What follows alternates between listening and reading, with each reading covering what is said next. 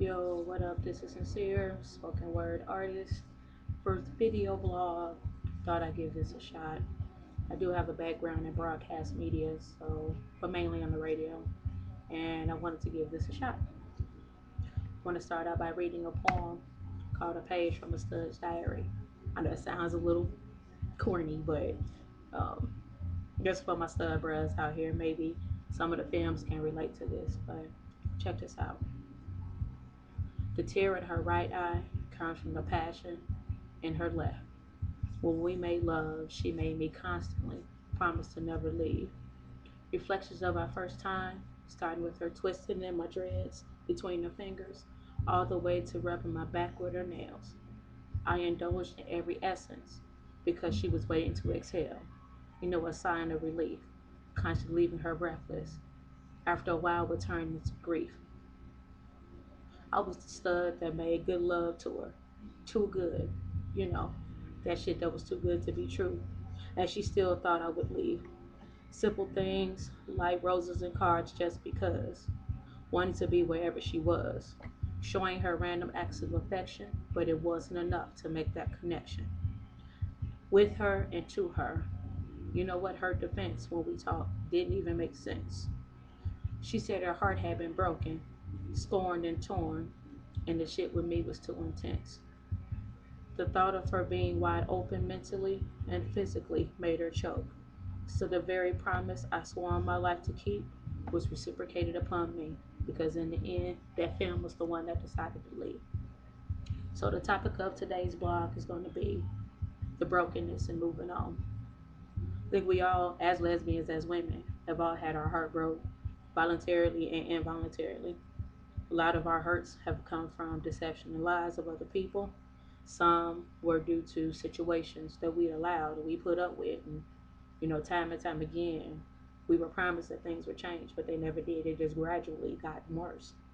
So, what do you do after a bad breakup, after being broken, after the very being of you is being taken from your soul?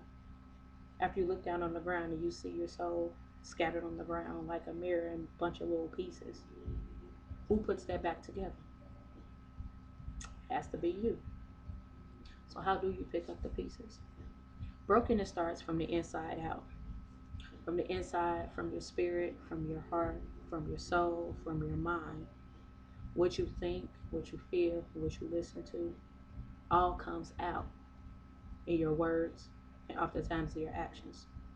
We never want our words and actions to be that of bitterness, that of feeling jaded, of being or just being feeling like you got the short end of the stick and why me, and I was a good woman, I was a good stud, I did everything, I cooked and cleaned, I paid the bills. What if that wasn't what that person was looking for? The number one reason why a lot of relationships fail, besides honesty, is communication. People don't know how to talk.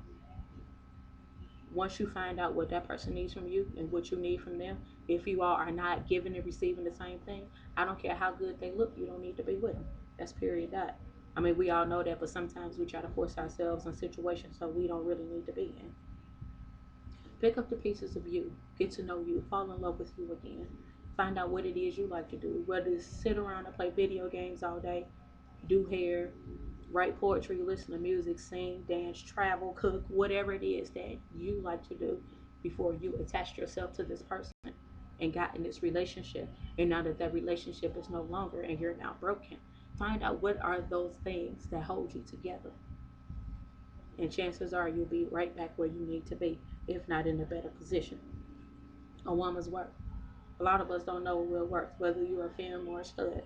I've seen some studs put themselves in uncompromising positions with their material possessions and with their finances and even their credit.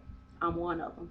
I thought that if I bought her this or that, or every time she asked for something, I gave it to her, or every time, you know, she would do something that would damage the relationship, whether it was being dishonest or if it was her being unfaithful. I thought if I extended myself more and more, that would make her see why she should want to be with me.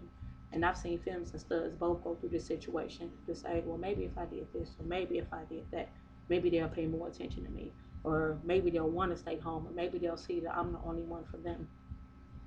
After a while, after my bank account depleted, all my money was gone, and I started living from check to check. And once I stopped spending money the way that I normally would spend money, oh, okay, it's I'm not a real stud, or you're not doing enough for me, or those type of situations in which I felt that I did reasonably what a stud would do as far as taking care of the home, and taking care of bills and just being responsible. But that wasn't what she was looking for, so I can't make her want what I have to offer, and she can't make me be what she wanted me to be, which was whatever that was. So how do you really move on? Well, I can tell you how you don't move on. One, if your relationship is falling by the wayside, do not, and I repeat, do not jump on Facebook or any dating or social networking sites trying to meet people. I don't care if you're just trying to meet friends.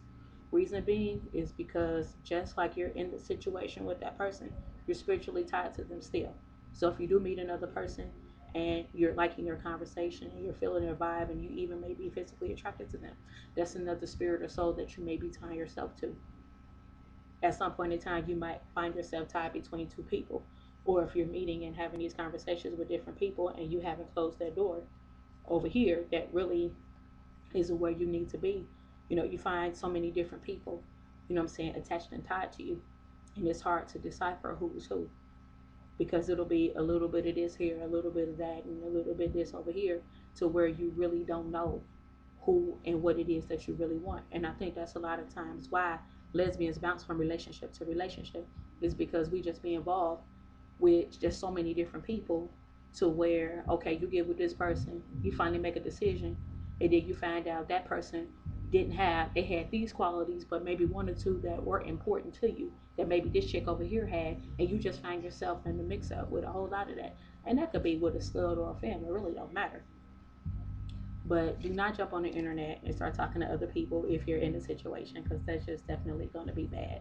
Because chances are, if you're not done with the other situation, you and the other person might get back together, and now you've gotten this person, they feeling you, whatever, and they just out there just hanging.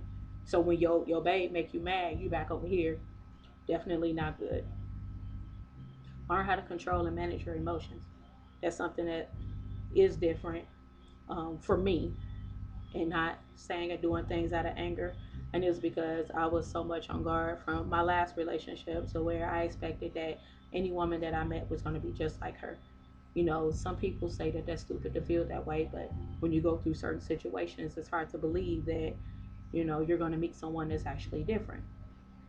you know don't say or do or act out of impulse, because a lot of times that leads to very dangerous and very bad situations, such as jumping on the internet just because you're mad at your boo, you know what I'm saying, or just not putting you into your relationship.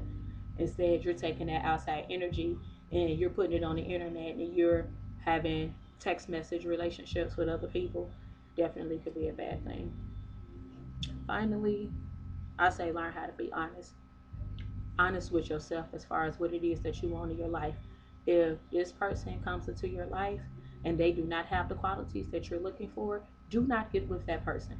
I don't care about their situation.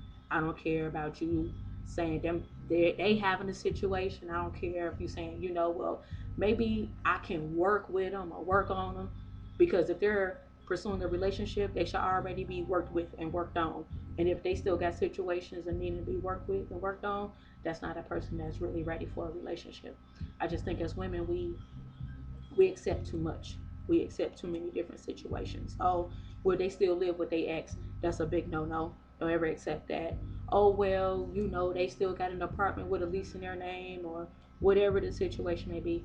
Do not accept situations. I think once we start setting better standards for what it is that we're seeking after, relationship wise, whether we're just dating or we're just mingling or making friends, being honest with ourselves and being honest with each other will be the two main keys that should be able to get us to where we need to be, as a community and individually. Um, that's all for now. I got another topic popping up or whatever. I'm gonna go ahead and post this, but feel free to post your comments. All right, peace.